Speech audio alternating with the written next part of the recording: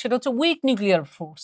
So weak nuclear force এটাকে আমরা বাংলায় বলতে পারি দুর্বল নিউক্লিয় বল। এটাকে আমরা কি বলতে পারি? দুর্বল নিউক্লিয় বল। এটাকে আমি বলতে পারি দুর্বল নিউক্লিয় বল।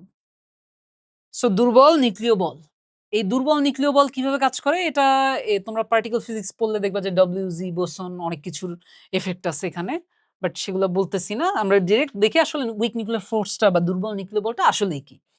দুর্বল নিউক্লিয় বলটা হচ্ছে এই যে একটু আগের যে ডায়াগ্রামটা দেখলাম যে নিউট্রন একটা কোনো একটা WG boson, W G boson এরকম কোনো একটা পার্টিকুলার এফেক্টের কারণে এই যে নিউট্রনটা কি হয়ে যাচ্ছে? প্রোটন হয়ে যাচ্ছে। আমি বলতে পারো যে সর্বনাশ, নিউট্রন আবার কিভাবে প্রোটন হয়? নিউট্রন কিভাবে প্রোটন হয় সেটাই তোমাদের বুঝাই বলতেছি।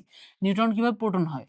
এখন দেখো ওই যে আমরা মাত্র একটা ইউরেনিয়ামের সাইন লিখলাম না, ইউরেনিয়াম নিচে লিখলাম 92, উপরে লিখলাম 235। এখানে বলো 92 টা কি মিন করে? 92 টা কি মিন করে? প্রোটন সংখ্যা। কি মিন করে? প্রোটন সংখ্যা। আর 235 এটা হচ্ছে ভর সংখ্যা। এটার মধ্যে কি আছে? প্রোটন প্লাস নিউট্রন দুইটা আছে। তো সেম ওয়েতে নিউট্রনের যে সিম্বল সেটা কি হবে? নিউট্রনের মধ্যে প্রোটন আছে? নাই। সো প্রোটন যদি না থাকে তাহলে এখানে আমি নিচে কি লিখবো? 0। বাট উপরে কি? Proton plus neutron.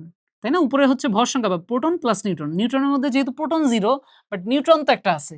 সো 0 + 1 1। তাহলে নিউট্রন থেকে উইক নিউক্লিয়ার ফোর্সের অ্যাকশনের কারণে বা এই যে দুর্বল নিউক্লিয় বল, এই বলের কারণে নিউট্রন কি হয়ে যাবে? প্রোটন হয়ে যাবে। এবার দেখা যাক যে নিউট্রন কিভাবে প্রোটন হয়। প্রোটনের বেলায় বলো, এখানে প্রোটন নাম্বারের জায়গায় কি হবে? 1 হবে। আর প্রোটনের বেলায় ওটার ভিতরে তো কোনো নিউট্রন নাই। বাট উপরে যেহেতু প্রোটন প্লাস নিউট্রন সেটা কত? 1 + 0 1। তাহলে আমি সেটা বসায় দিব।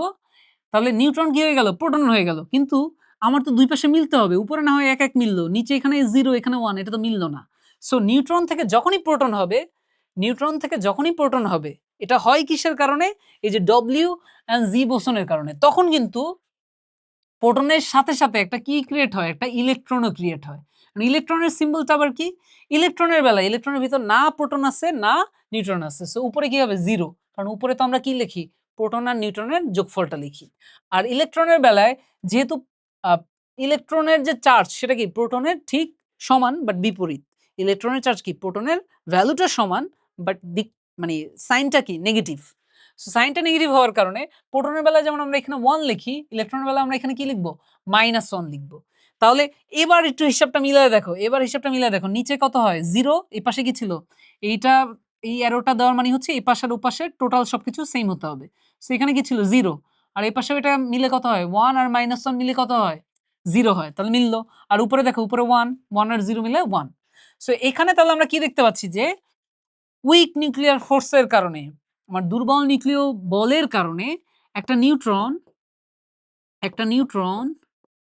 দুর্বল নিউক্লিয় বলের কারণে একটা নিউট্রন ভেঙে একটা প্রোটন হয়, নিউট্রন ভেঙে একটা প্রোটন হয় এবং একটা ইলেকট্রন হয় এবং সাথে আরেকটা জিনিস হয় যেটাকে আমরা কি বলি? সাথে আরেকটা জিনিস হয় যেটাকে আমরা কি বলি? যেটাকে আমরা বলি অ্যান্টি নিউট্রিনো। যেটাকে আমরা কি বলি? Anti neutrino. সেটাকে আমরা এভাবে লিখি, তাই না? Anti neutrino. এগুলা তোমরা পার্টিকেল ফিজিক্স বড় হয়ে পড়লে এগুলো প্রত্যেকটার ব্যাপারে আরো বিস্তারিত জানবা। বাট মেইনলি তুমি মাথায় রাখবা যে একটা নিউট্রন ভেঙে কি হয়ে যাচ্ছে? প্রোটন আর ইলেকট্রন হচ্ছে। এবং যখনই নিউট্রন ভেঙে প্রোটন আর ইলেকট্রন হলো, তাই না? নিউট্রন ভেঙে কি হলো? প্রোটন, ইলেকট্রন আর কি? Anti neutrino. এই ৩ টা জিনিস যখনই হলো তখন প্রোটনটা তো নিউক্লিয়াসে থাকতে পারবে, তাই না? প্রোটন নিউক্লিয়াসে থাকতে পারবে। প্রোটন নিউক্লিয়াসে থাকতে পারবে বিকজ প্রোটনের জায়গা আসলে কি? নিউক্লিয়াস। কিন্তু ইলেকট্রন কি নিউক্লিয়াসে থাকতে পারবে? তাহলে তো ইলেকট্রনের পক্ষে কি নিউক্লিয়াসে থাকা সম্ভব? নিউক্লিয়াসে কি ইলেকট্রন থাকে? থাকে না। তাহলে ইলেকট্রনটা কি হবে? ইলেকট্রনটা বিচ্ছুরিত হয়ে বের হয়ে যাবে। এই যে ইলেকট্রনটা বের হয়ে গেল, এটাকেই আমরা বলি কি? এটাকেই আমরা বলি বিটা ডিকে। এটাকেই আমরা কি বলি? এটাকেই আমরা বলি বিটা ডিকে বা বিটা ক্ষয়। সো এই বিটা ক্ষয় মানে বিটা বের হয়ে যাওয়া, বিটা রশ্মি বের হয়ে যাওয়া মানে একটা ইলেকট্রন বের হয়ে যাওয়া।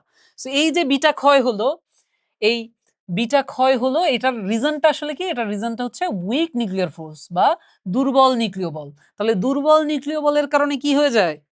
সবল নিউক্লিয় বলের কারণে তো নিউক্লিয়াস আস্ত থাকে। নিউক্লিয়াস কি থাকে? আস্ত থাকে। মানে সব নিউক্লিয়াসের জিনিসপত্র নিউক্লিয়াসেই থাকে।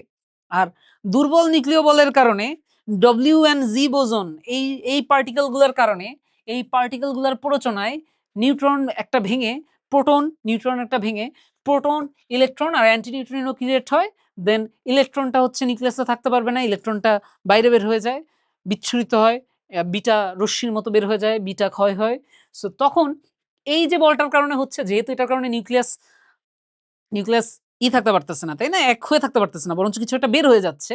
সো এইজন্য এটাও একটা নিউক্লিয় বল, এটাও একটা নিউক্লিয় বল, বাট এটাকে আমি কি বলবো? দুর্বল নিউক্লিয় বল।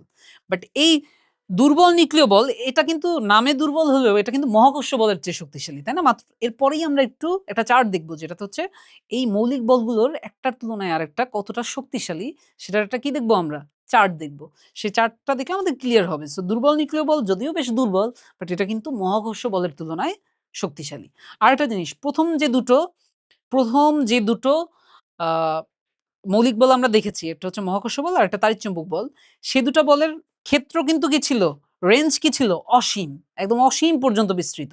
এখানে একটা চার্জ রেখে দাও, অসীম পর্যন্ত ওটার থিওরিটিক্যালি অসীম পর্যন্ত আ ওটার যে প্রভাব বলয় বা ওটার যে ক্ষেত্র সেটা বিস্তৃত।